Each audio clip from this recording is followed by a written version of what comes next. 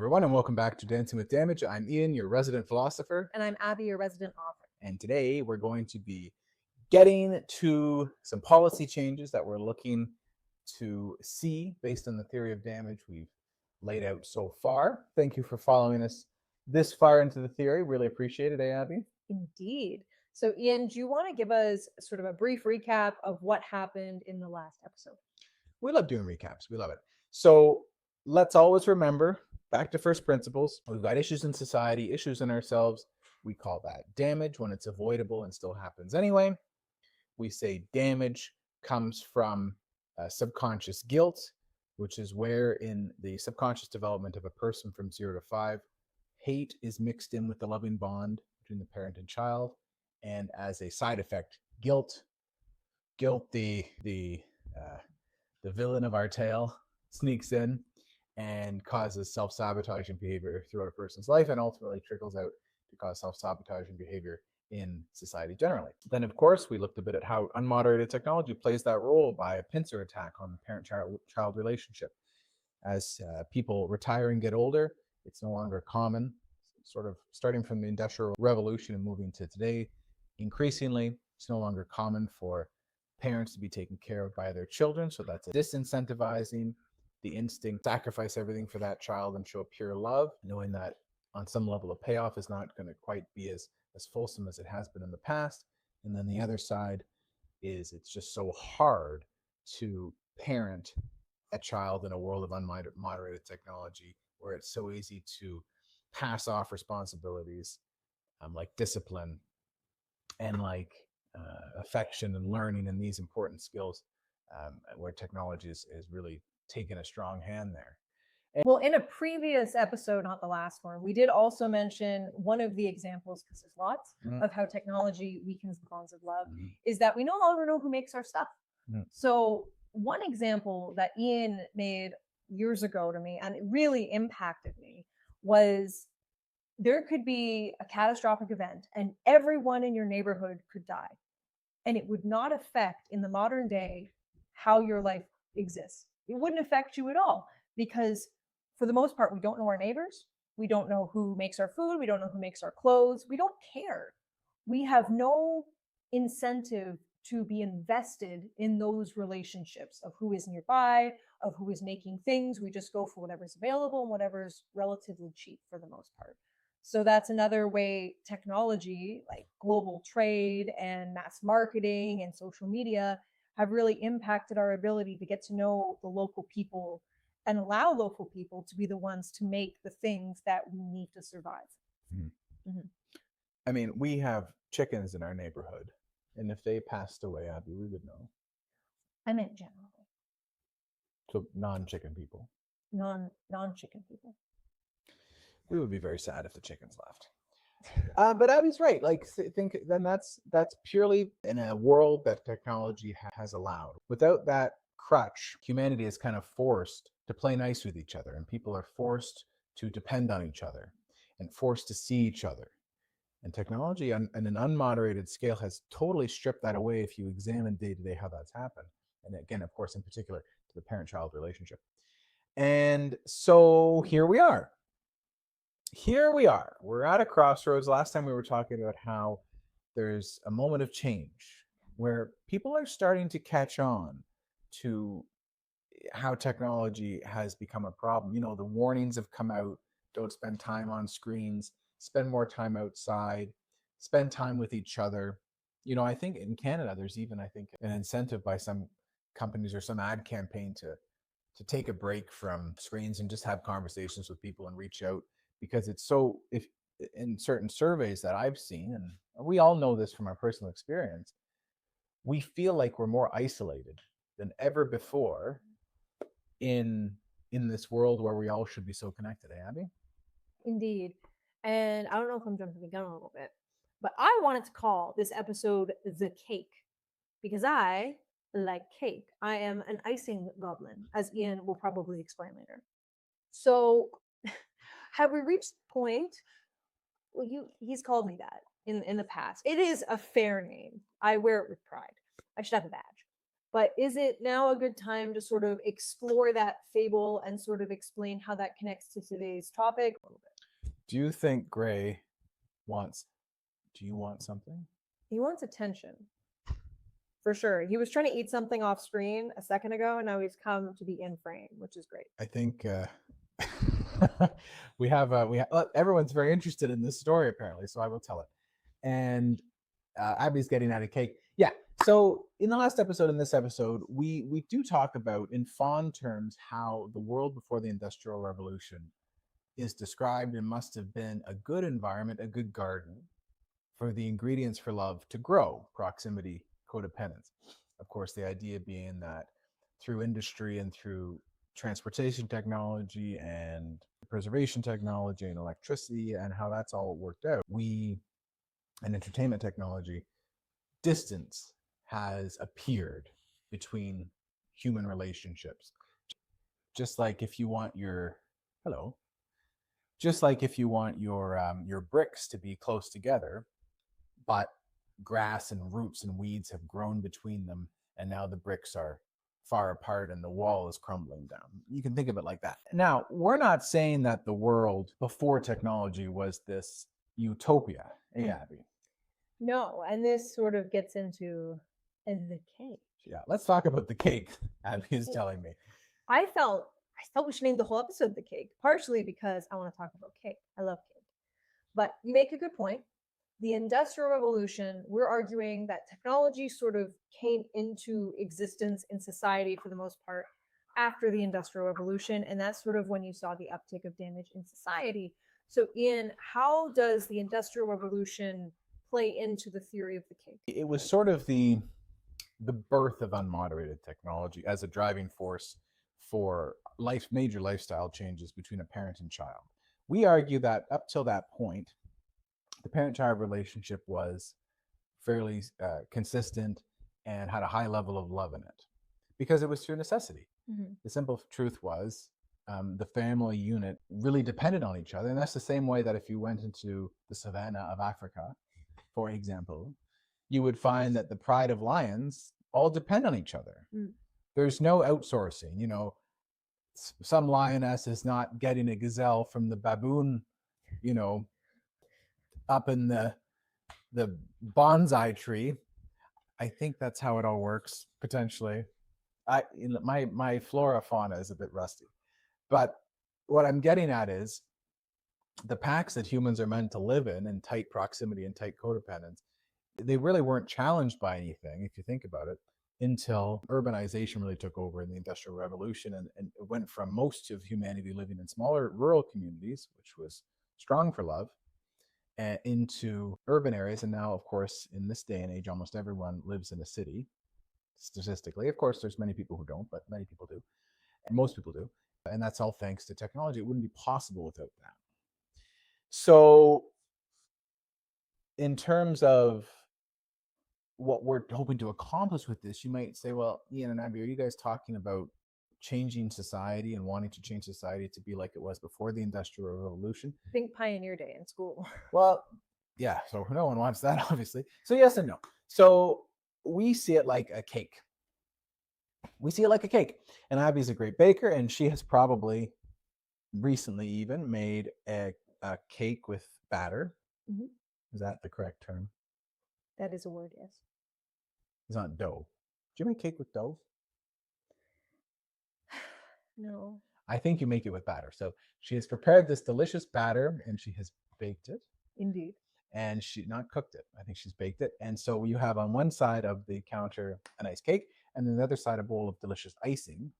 And if you were to serve a guest at a party just the cake, a slice of that sort of naked cake, they would say, first of all, they'd say, why, what is going on? Why? It's a good summary. Why?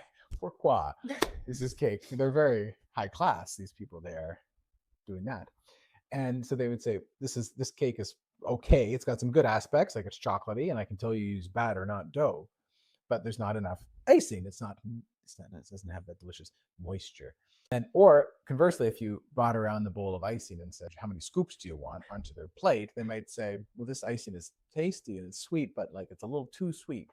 And that's sort of how low technology societies before the Industrial Revolution seem to be, they're like the cake. There was a lot of problems. We saw a more prevalence of human rights infractions. The rule of law was not quite so prevalent. And we have a lot more violence, it seems, in those days. I mean, there's violence today, certainly.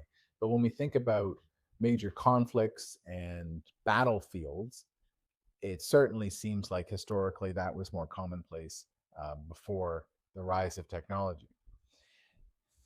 Fast forward to today's society, which seems to have a better human rights sense, right, in terms of equality between genders. Certainly not perfect today, but compared to perhaps what it was in certain societies, we see an improvement overall, an overall improvement in the treatment of racial differences. It seems generally better today.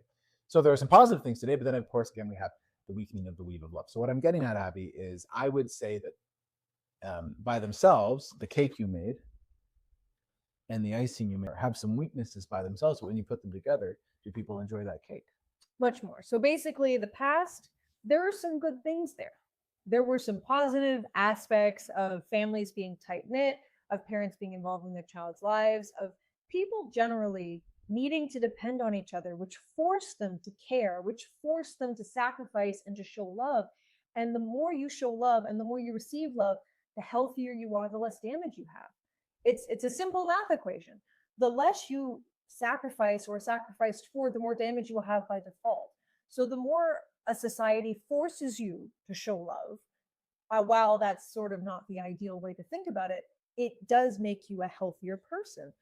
But it's dry. The cake is dry. It's missing something because there's all these issues with the rest of society in the pioneer village where you're using chalk to write equations on your little tablet that can't be graded, and you have to walk 20 miles home to milk the cow. I don't know. I wasn't there. But it's missing some stuff. It sounds frightful. Frightful. And then on the other hand, the icing is sweet. Technology is sweet. It's very appealing. But the problem with sugar is that while it can be wonderful to partake in occasionally, by itself, it's too much. It's too sweet. Even though it may be delicious, you need it in small quantities, A, for health, but B, to enjoy it. Because if you just ate a bowl of icing, you couldn't eat very much because it would just be too much by itself.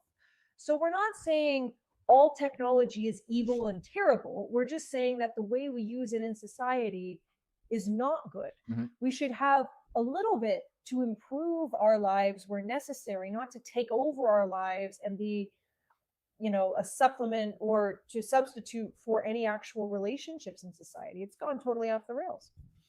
Yes. And so the policies you're going to hear about and what you read about in the social blueprint are going to be how to get the best of both worlds, best of the low technology society, best of the high technology society, so that humanity can achieve and thread the needle that it's been trying to thread for so long.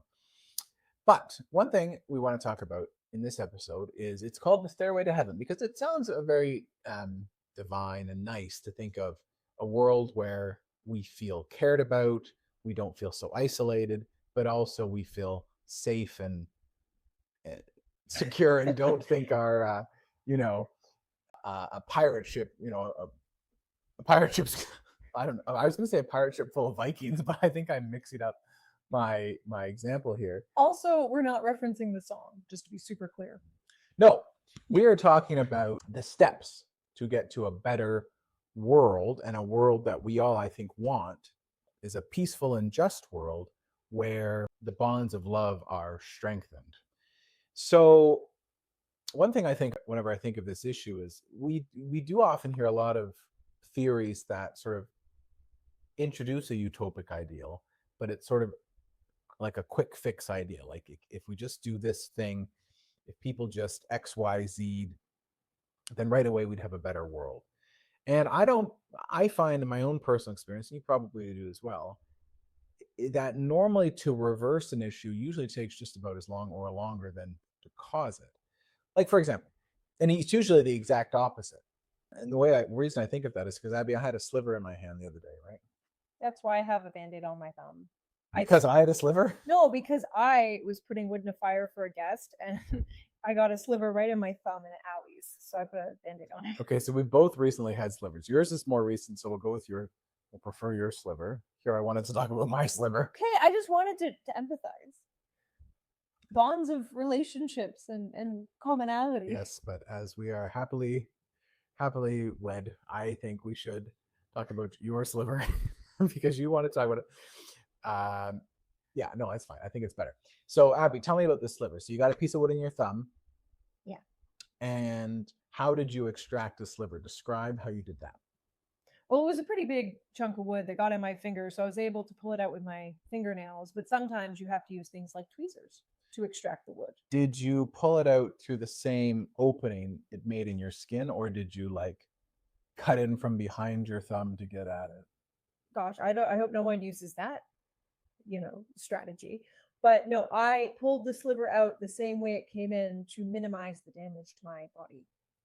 And so we think it's the same thing. The way technology has been introduced into human nature, we want to pull it out the same way, but it's going to take the same path, sort of, that the sliver went in.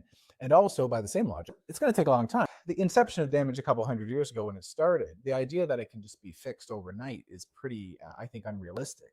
Abby, so if it took a couple hundred years for damage to really sink its fangs into us, the same way that sliver sank its fang into you, poor thing, how long do you think it's going to take for this phenomenon to be reversed, if it's to be reversed at all? Just because I keep thinking of it, every action has an equal opposite reaction.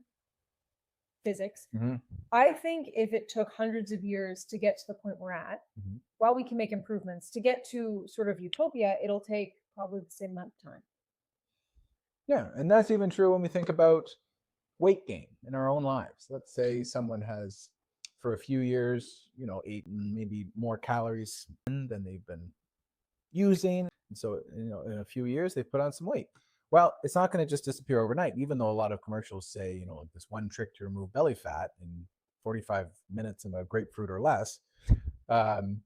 We all know those are shams. And so when we crafted our theory, I was quite happy to see that it wasn't a quick fix solution.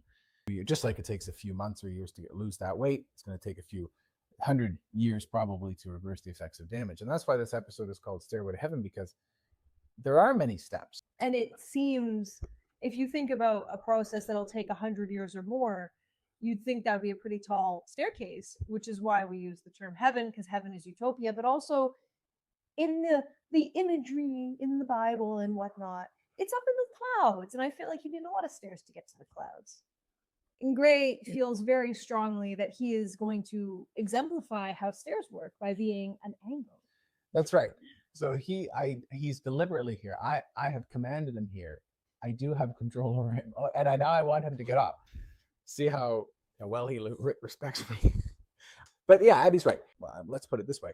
In the book, The Social Blueprint, we sort of have 4 acts, we call them. There's 50 chapters, but they're divided into 4 acts. And you can kind of think of them like those staircases that are like in a tower, or like in a, you go up one flight of stairs and then it does a 90-degree turn and you go up another flight of stairs. That's kind of like, that. The same is true of the book. We want you to think of it as flights of stairs that are eventually make their way up to a better future. And so congratulations, you might not have known this, but you have climbed up the first set of stairs, because the first set of stairs is looking at what we think is the true underlying cause of social issues in today's modern society, damage, and how it is formed. And that staircase lets us get to the next staircase that we're really going to sink our teeth into pretty soon, which is necessary changes to education and the education system, and kind of how necessary changes to change how a child begins its life.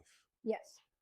We all kind of instinctively know this, but don't you find it's true, Abby, that as a teacher, you get the sense from society that the early stages of a person's life are sort of the most critical stages and need to be protected and preserved the most?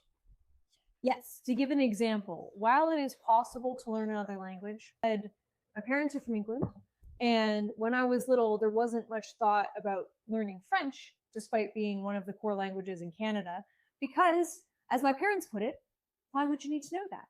Because in their mind, they've never used that language, so why would I need that skill? And I'm not mad about that. It's solid logic. But now, as an adult, trying to learn French with no background, it's much harder than if I would have had French training very young.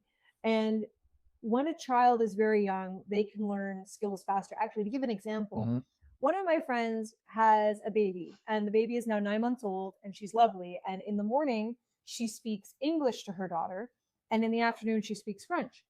And her child is starting to speak. So EAU is the French word for water. Because up to this point, she'd mostly been saying English words because I think the mother and the father mostly speak English in the household. And she kept saying, oh, oh. So my friend thought she was trying to mimic a wolf and howling. So for 3 days, she was going, oh, to her daughter when she said, oh. And her daughter was kind of giving her some looks like, you're kind of silly, mom. Like, you don't get this. And then after the 3rd day, she realized, because her daughter started pointing, that she was trying to say water. She was trying to communicate using the skills she was given. So I think it's just a really cute example of how when you learn things at a very young age, it's so much easier. And you can learn English and French, and they both are equal in your mind. And you can use both languages without much thought because your brain is developing and it's normal.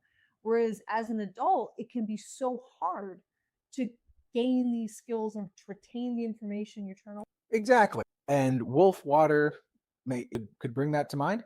And also, when you think of a tree, a mighty oak tree, well, it starts as a little sapling. And it's when it's growing in its first tender shoots that it could be affected by deer or rabbit or various things. Or corgi. But once it gets past that vulnerable phase, we all know that that tree can pretty well take care of itself and provide shade for us and be useful for us as part of a forest. And, in other chapters, we talk about the potters and the clay, how that first stage of the clay's life before it becomes some sort of vessel that you would pick up in a pottery store is when it's a soft clay on the spinning wheel, and it's so vulnerable to the hands of the potter. And so that's why when we're starting that second flight of stairs on the Stairway to Heaven, we'll probably do that in the next episode, it's going to start with that phase of life. And all the compass arrows are pointing to that. No matter where you put the compass, it always goes back to the formative years of life, 0 to 5. When we look at where damage is injected into a person's subconscious, 0 to 5. When we look at how society views sheltering children and protecting them instinctively, it's that age that we're most concerned about. If you question that, you can always think of, well, if you heard that, there was, and this is a bit morbid, but if you heard, a car has driven over a bunch of school kids, it elicits even that much more rage in us than if we hear that a car ran over a bunch of adults. Obviously, both are bad, but there's a different magnitude. There's a different. I really like that. There's a different magnitude, and so we all know instinctively that children need to be protective. And now with the theory of damage, we understand why we feel that way. It's because if that child is not protected properly and not given that sufficient love, all of society and all of humanity and sort of what we want to see for the future of our species dips over the horizon and it falls out of reach. So we'll get into that, I think, next episode in the next flight of stairs on the Stairway to Heaven. I really like how you said that. Yeah. Subconsciously, I think we know deep down that damage is caused in those first few formative years. And that's part of the reason it's so critical to protect them, because if you fail a child in those first formative years, damage sets in and it becomes that much harder to fix. And it is, again, fixable. Showing love, being shown love, these are things that reduce damage. Knowing damage exists, identifying damage in your life helps to reduce it just because you're consciously aware of it, and you can sort of fight your subconscious by being able to recognize it. So these things are all positive, but we're talking now in the second flight of stairs, not only reducing damage that already exists, but we're trying to prevent future damage. So we've gone from damage is here, and this is how we can improve our lives, to this is how we can sort of start circumventing the damage at all and improving people so they don't have to put in the extra effort. Yeah, that's really well said. certainly, and especially after we finish summarizing the book, because we're sort of walking through the chapters of the book with you, climbing the flights of stairs with you. We're like the handrail, and we're helping you get up the stairs. I hope we're like the handrail. Hopefully, I'm not like a puddle of oil on the Puddle. yeah, like on the stair. It causes people to slip. Hmm. You would be like a nice bright LED bulb I'd like to be a chandelier. that blinds people. No, it doesn't. It lights the way. You want to be a chandelier. I think they're pretty. They certainly are. And so we want to be like that handrail that guides you up. One thing I'll leave you with is, talk about damage. There's a nexus between technological rise in society and the inclusion of that damage, or the rise of that damage, the corresponding factors. Just remember, if you're trying to really wrap your head around how damage is linked to technology, one thing I was thinking of the other day was people walking through a swamp. Ooh. Let's say life is like a swamp. It comes with its trials and tribulation. And that's true of any animal in the animal kingdom on planet Earth. There's always an element of the ecosystem that's giving us challenge. Mm-hmm. For many animals, it's finding food, avoiding predators, staying warm. For humans, it's really no different. When you break it down, if you took away one of those elements from a human, they would notice it pretty quick. If you don't feed Archie, if you don't He looks like a badger. He's a lad. if you don't feed Archie every day, that's all that's going to be on his mind. Even though we as humans have sort of, because of technology, has secured our food sources and everything so well, we don't think about it much. We walk in a world that could be dangerous for us, and we all know that. And so it's like a swamp. It's like a swamp where every step you could trip and fall because of the sucking mud, and you don't want to fall in the swamp. Or there could be quicksand. Ooh, quicksand swamp. Or just a deep puddle of mud that's deeper than the other puddles. I don't know. There could be a hole you could fall into deeper than you expect. It's up to your waist and you have a harder time moving forward. I like that. And so for a long time, how humans have really surpassed other animals is we've sort of linked arms and we've sort of walked through the swamp together. And that's how we were able to get such a high life expectancy and have sort of a higher quality of life than a lot of animals, live with less fear than a lot of animals. We're higher on the food chain than any animal. But suddenly, out of nowhere, humans have created the idea that instead of linking arms with people, maybe we cut ourselves a nice stick, a walking stick, to guide us through the swamp. And so if you give each person a stick in the line that they were holding hands or linking arms or supporting each other, however it is, suddenly everyone's walking with a stick. Well, the problem is, what gave us fundamental happiness and that comfort was the fact that we were needed for someone else and we could rely on them in turn, because that stick, it can break. It is actually not as supportive. And, that's sort of where humanity is at, is we're all kind of out in our own little zones of swamp with our stick. And we're trying to figure out how to get back together in a line. And we're not even sure we're all walking in the right direction. I mean, if there's a line of people, not only do you cover more ground and find more issues, but you know which way you're going because you have other people walking in the same direction. Mm-hmm. Ian once told me, and I really love this, that showing love to someone is not, words of affirmation. It's not giving gifts. Those are nice things. Those are good for like a loving bond. But real, true love is when you're looking in the same direction and working towards the same goal. And I think that's like the people in the swamp. Or swamp people. Poor people. They're all linking arms and they're working together to help each other work towards a common goal. And if you give them a stick, they might not even be walking towards that direction anymore. They might be walking towards a tree. One guy's looking at a frog. That would probably be me. I like frogs. Shocking, I know. Someone might be trying to figure out if they can crawl up a vine like Tarzan. I don't know, but it's not effective. Not only are they not able to effectively sacrifice for others or rely on people or find all of the pitfalls, but they're not even remembering what the point is. They're trying to get out of the swamp. But most of the people now with their stick wandering alone forgot that, don't know which way they're going, and now they're just doing other things that aren't helpful and aren't making them happy and aren't working towards getting out of the swamp. They are truly swamped. And in terms of the parent-child relationship, you can imagine if a parent, let's say you were a parent and you had a 2-year-old, 3-year-old, and you were walking them through the swamp, you'd keep tight hold of their hand and even tighter hold if you knew that in a few years they would be the one holding your hand and keeping you upright in the swamp. And so that sort of hopefully summarizes what Abby and I were talking about a bit last episode. And this episode is how you can really imagine how hate has been able to find a way into what should have been a very tight handshake between parent and child, simply because the handshake has become unnecessary. The stick has replaced the handshake. And so part of the steps we're going to talk about is allowing parents and children to hold hands again, and at the same time slowly removing that stick so it's not a crutch. Ooh, that's good. A crutch. Literal and metaphor. Literal and yeah, that's good. I don't know why I said stick. I just like sticks. I don't care. A stick is a crutch.